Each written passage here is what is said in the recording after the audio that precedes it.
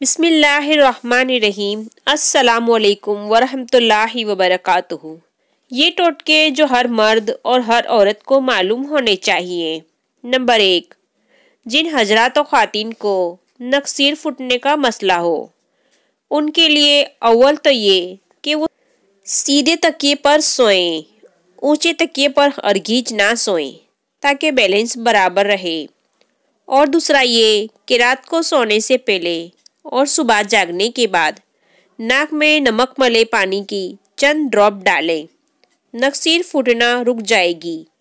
अगर फिर भी नक्सीर ना रुक रही हो तो डॉक्टर से ज़रूर रुजू करें।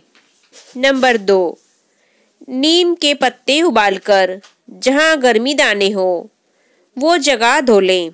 गर्मी दाने ख़त्म हो जाएंगे। नंबर 3, प्याले में पानी लेकर सफ़ेद सिरका शामिल कर लें।